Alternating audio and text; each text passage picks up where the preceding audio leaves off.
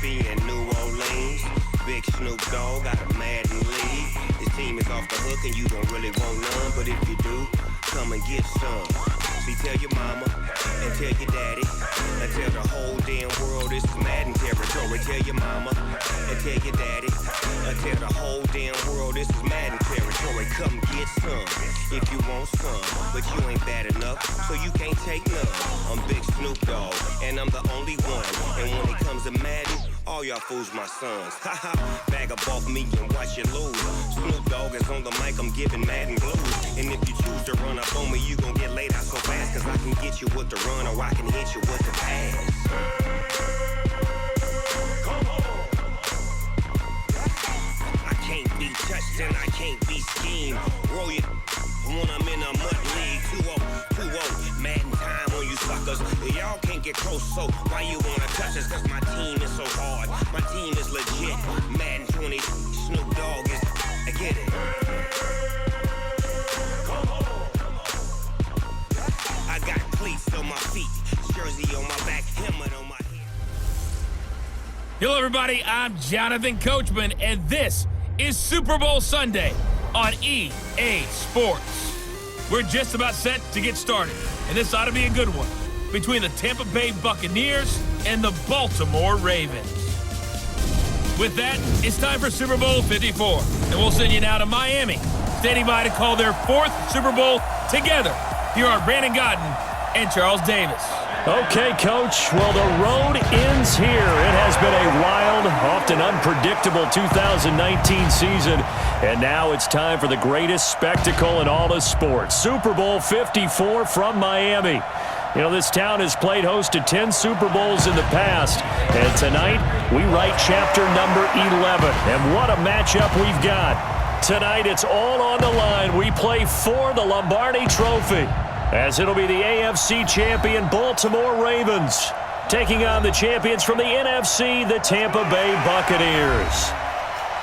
Brandon Gaudin and Charles Davis, thrilled to be with you for this one. And Charles, the Ravens, they've done it again. Champions of the AFC. Remember, they won Super Bowl 47 back in February of 2013, but had not won so much as a playoff game since then. And remember, the franchise moved from Cleveland, but they started as a true fresh franchise. They didn't take the Browns with them. They became the Ravens. That was 1996.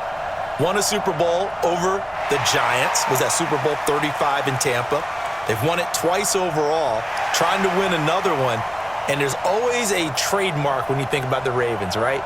The way they play defense, the way they run the football, how tough and hard-nosed they are as an organization, trying to do it one more time. Meanwhile, the Buccaneers are back in the Super Bowl for just the second time in franchise history.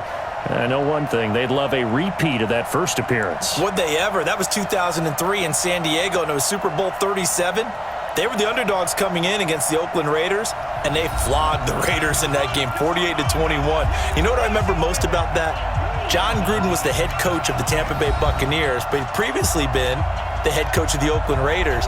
And during practice leading up to the game, he would play scout team quarterback and tell the defense all the characteristics and mannerisms of the Raiders quarterback, Rich Gannon, and had his defense totally prepared. And boy, did they play well and won their first Super Bowl title. The first Super Bowl of the new decade, Super Bowl 54, is underway. This is fielded a couple yards deep.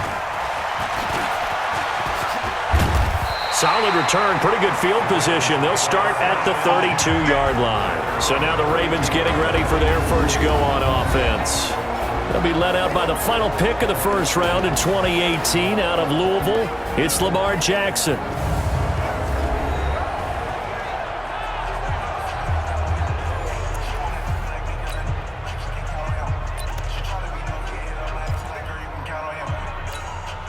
From the 32 now, here's 1st and 10.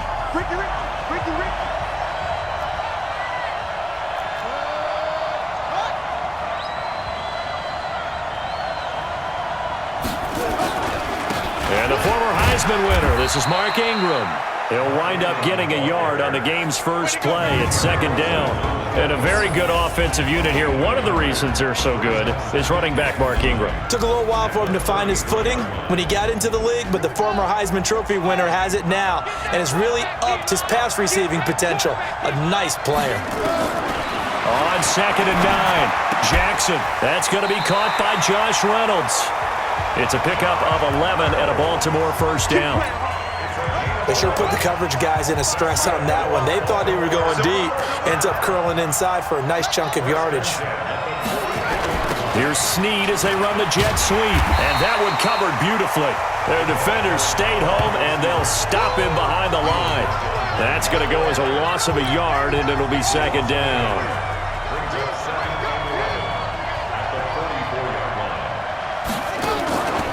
On second down, it's Ingram.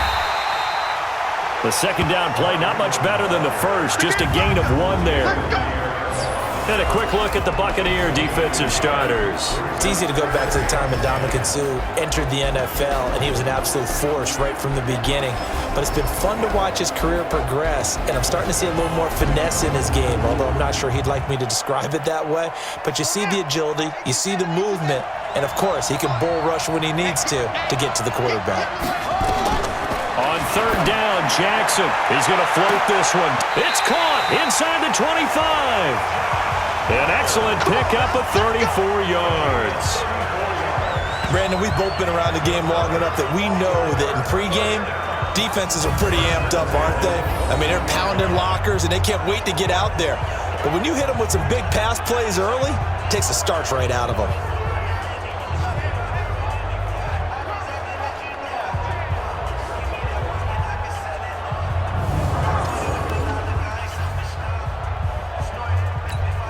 So the big play gets them all the way down to the outskirts of the red zone here for 1st and 10.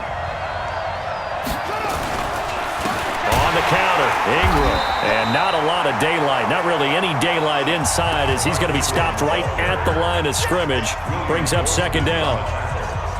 And he got off the end there very quickly to make that play. Yeah, it was almost like the bullet train, wasn't it? I mean, just zoom. Quick, quick, quick. And what a terrific play, holding them to no gain. Officially nothing on that last run. They'll try again, 2nd and 10. From the gun, it's a run for Ingram. And he will force his way forward for a yard or two, but I have a good feeling this will be coming back.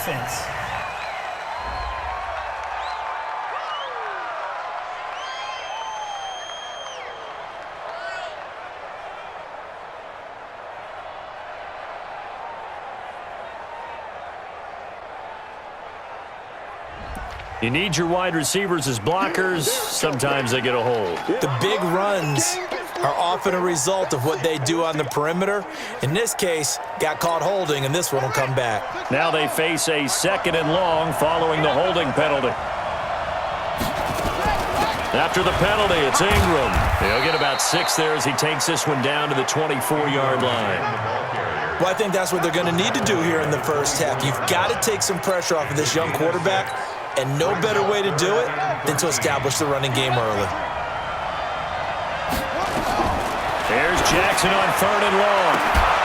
And that is incomplete. Oh, he had a defender right there with him to force that to the ground.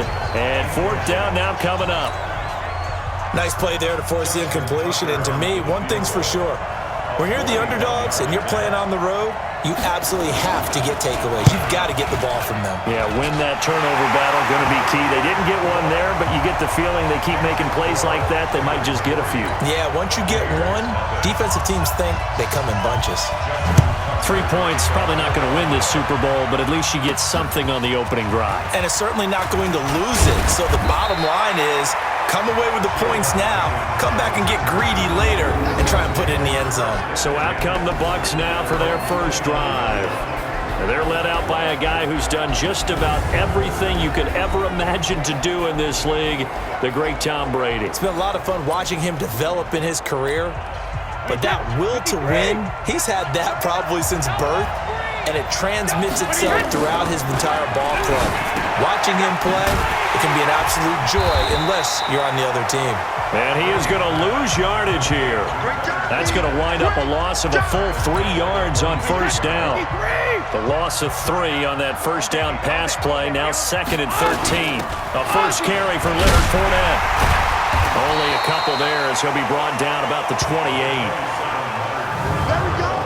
And this offense can air it out, and when they do, you have to key on Mike Evans. And we do think about his catch radius first and foremost. A tall, lean receiver, but he actually can make some agile plays as well. Throwing is Brady on 3rd down. Open man has got it. It's complete. And they work this well upfield across the 45. His first catch of this Super Bowl, and it'll be good for a first down. What a catch, and one-handed, and I'm starting to lose my awe about the play, and maybe I shouldn't. How much of this is the player? How much of it is the glove? Well, those gloves, they do have a little grip to them, They don't get a little extra tackiness to them now, and I know the guys in the NFL, the competition committees,